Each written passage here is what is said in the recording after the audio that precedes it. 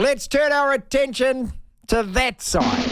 Andy Raymond Unfiltered joins us normally on a Wednesday and normally an hour earlier on the program than this. But it's always a warm welcome back to our good mate. Hello, how you doing, pal? I'm doing good. Wonderful timing, as always, Mr. Devlin. I've got a little bit of an upset tummy this morning, and I've just got off the Thunderbook, so no, all good. What do you want, mate? What do you want? Do you want the world's loudest or smallest violin? No?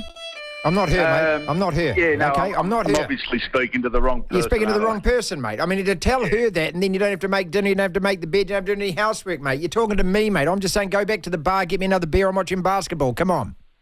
Yeah, that's what caused it. Let's talk about Dylan Brown to start with. Okay. And, Andy, I've outlined this, so I won't go into too much detail. But look, if he's innocent, and I hope he's innocent, then he's been caught up in something that is just no man should, because to get accused of something like this and you didn't do it is completely wrong. 5 counts of groping or sexual touching. The Eels picked him. The NRL have now stood him down. Were the Eels wrong to have picked him to start with? Really good question. And it's polarising in terms of a debate topic. 50% of people say they shouldn't have named him. 50% say they should have. I have the feeling, not the understanding, because I haven't spoken to anyone from Parramatta, but I have the feeling that they were simply following process in terms of naming him and then allowing the NRL to make their decision. Right. They haven't objected in any way, shape or form to the NRL decision. But I guess the other way to look at it, Marty, is if they don't name Dylan Brown and take, effectively moral high ground, if they don't name Dylan Brown for this weekend, but then the NRL don't place him on this no-fault stand-down, then you're without a player for the weekend. So I think they've probably covered bases and allowed the NRL to take the stance that they deem best. Mate, really murky waters. Whenever we get into something like this, the first thing we do as a general public is say, this is revolting, what a grub. Yep. We have got to remember, we've got to remember you're innocent until proven guilty. And that's not just with a football player or a sportsman. That's with anyone. You're innocent until proven guilty. And none of us want to see anyone get hurt. None of us want to see any victims, more importantly. Yeah, good call. And if this does progress, no sympathy for the kid. Absolutely no sympathy. But does it progress? That's what we're waiting to see. Well, part of the problem, Andy, is that the litany, and it is, and I use and I don't use that word lightly, but over decades, the maltreatment of women, the disgraceful treatment of women. Unfortunately for Dylan Brown, he wears that right now, regardless of whether he is innocent or not, and that has to influence the NRL's decision, surely. Yes, it does. That said, the NRL have spoken with the New South Wales Police and have a lot more information than has been made public so far.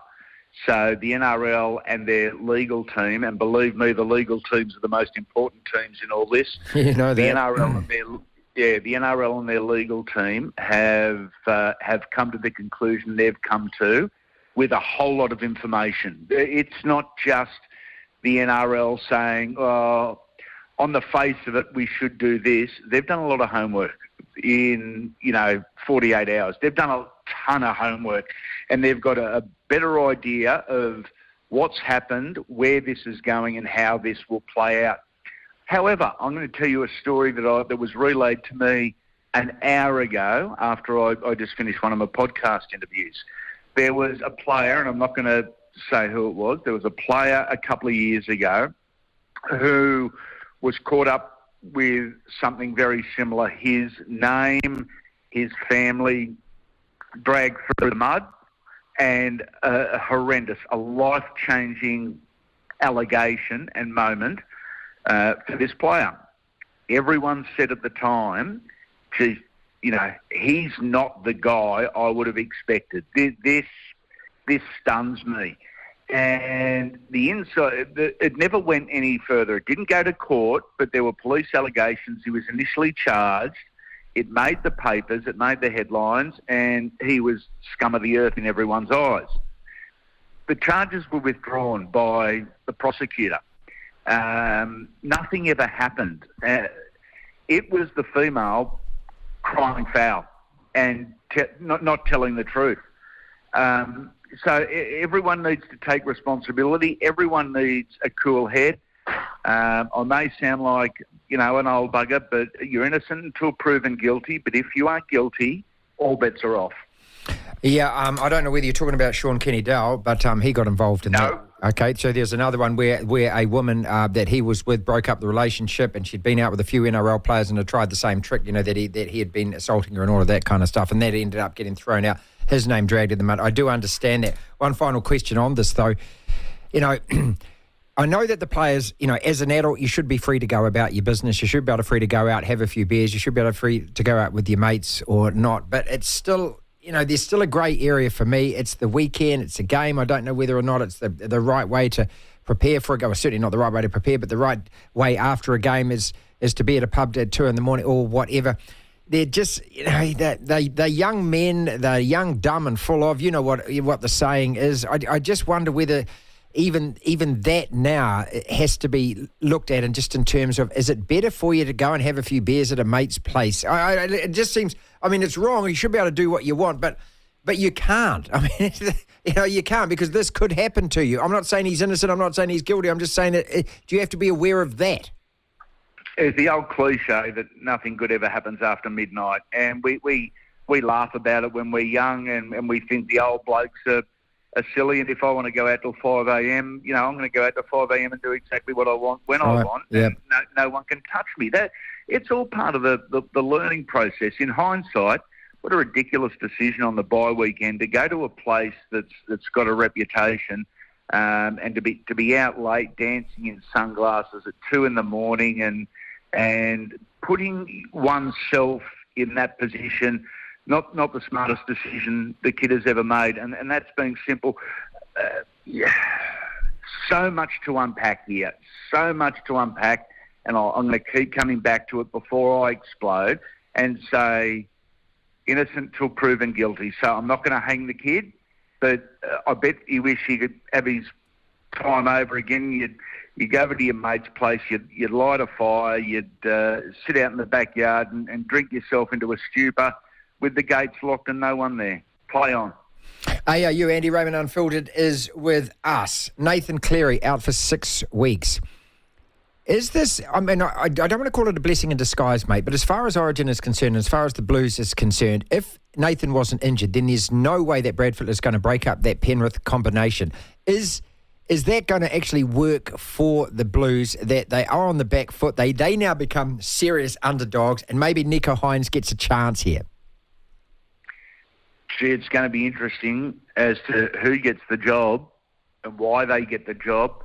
There is immense pressure on Brad Fittler and selection boss Greg Alexander. Immense pressure. And over here, the call has been Adam Reynolds. Reynolds to replace... That's not a bad hook, mate. That's not bad at all. He's been playing well. We saw him against the Warriors here. He was brilliant. Yeah, exactly right.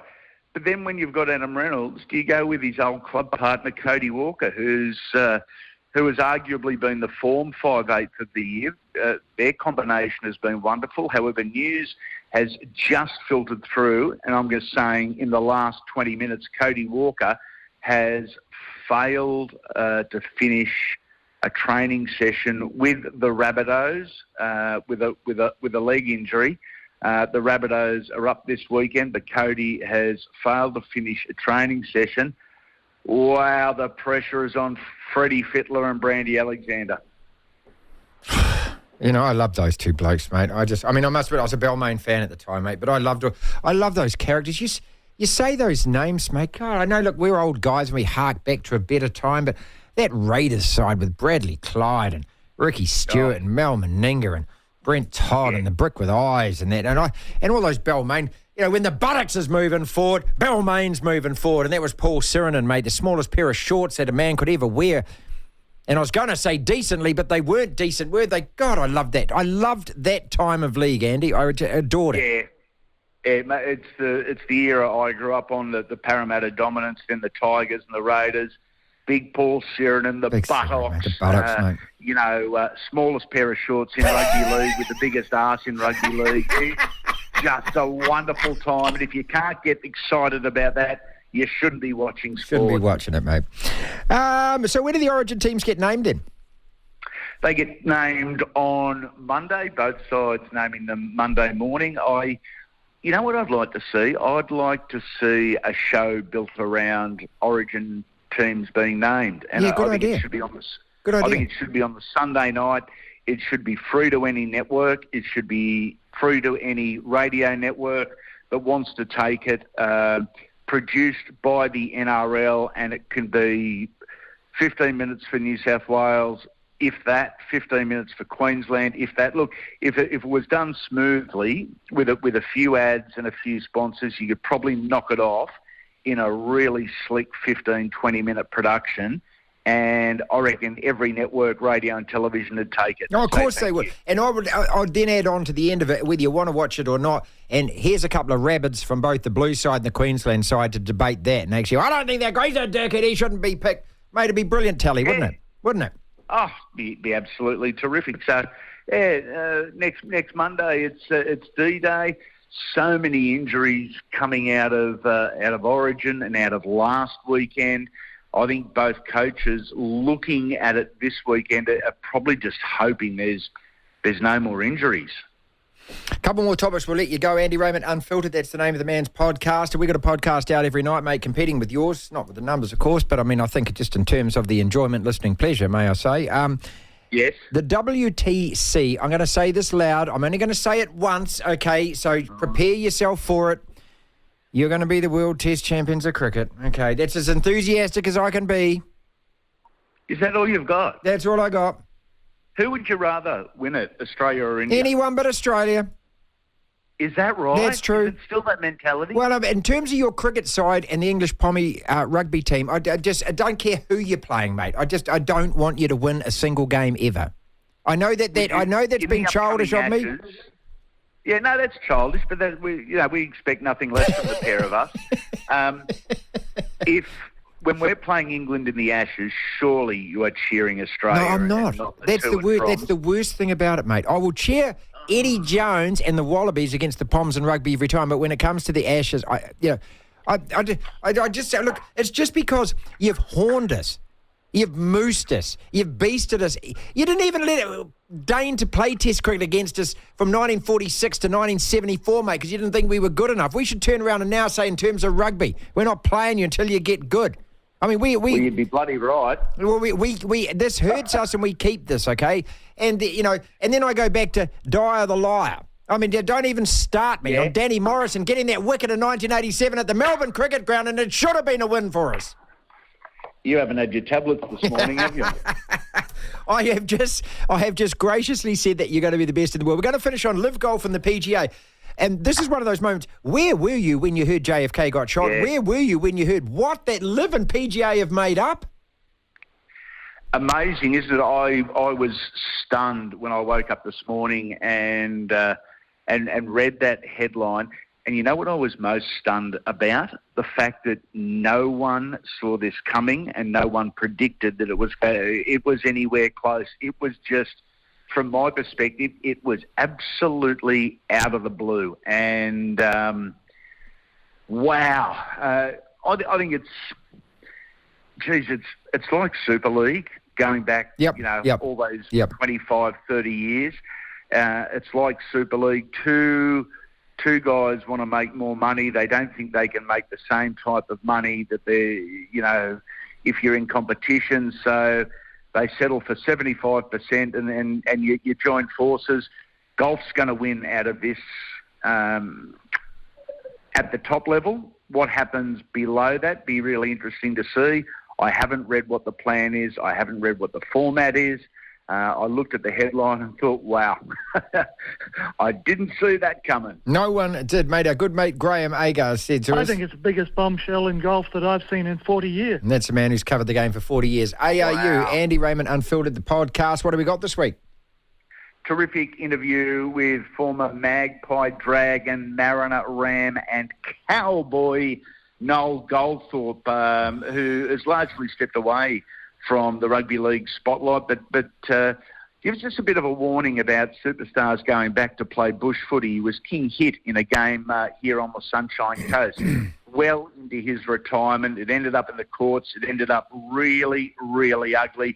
But it's a terrific yarn. And on a podcast, the Rugby League Super Pod, just out now, 1978 Eagles halfback Steve Martin. I've got Maxi Krilich, Paul Harrigan, Greg Alexander, Moses Mbai, and a whole lot more. It's an absolute ripper, today's podcast, and you can find it on any podcast app. Just search Andy Raymond Unfiltered. Oh, you mentioned the Chief. Chief versus Spud. Wasn't that brilliant, mate, every time those guys took the field? And that's exactly what we're talking about. Oh, bring it back. Bring it back. Andy Raymond Unfiltered. That's the man's podcast. People...